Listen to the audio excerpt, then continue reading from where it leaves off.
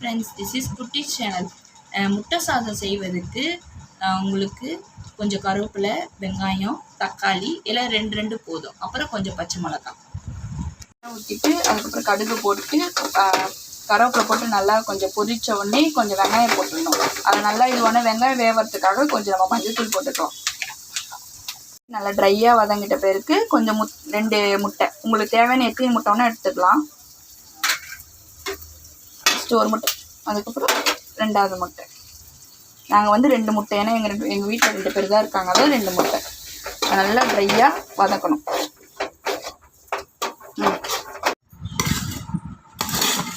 சாப்பாடு நல்லா ஆற வச்சுட்டு, உங்களுக்கு பாஸ்மதி அரிசினா பாஸ்மதி அரிசி போட்டுக்கோங்க, அப்படி இல்லைன்னா உங்கள் வீட்டு அரிசி கூட யூஸ் பண்ணிக்கலாம்.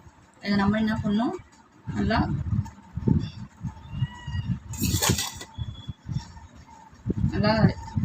சோறு நல்லா கொஞ்சம் ஆற விட்டோன்னே இப்படிலாம் பண்ணிங்கன்னா கொஞ்சம் உதிரியாக வரும்.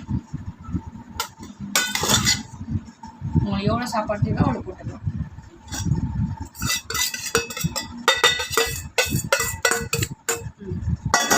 நம்ம நல்லா கலர்ட்ட பிறகு கொஞ்சோண்டு உங்களுக்கு தேவை மிளகுத்தூள், அவ்வளோதான். மிளகுத்தூள் போட்ட பிறகு நல்லா கலர்தான் அதோட டேஸ்ட் வரும்.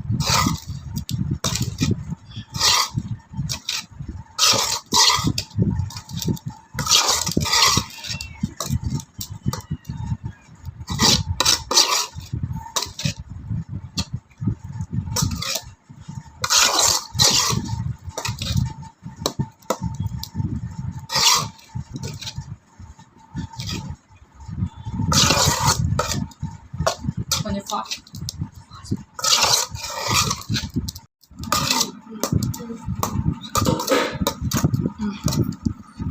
அவ்வளோதான், ரெடியாக. நம்ம இப்போ சாப்பாடு இதில் வச்சுட்டு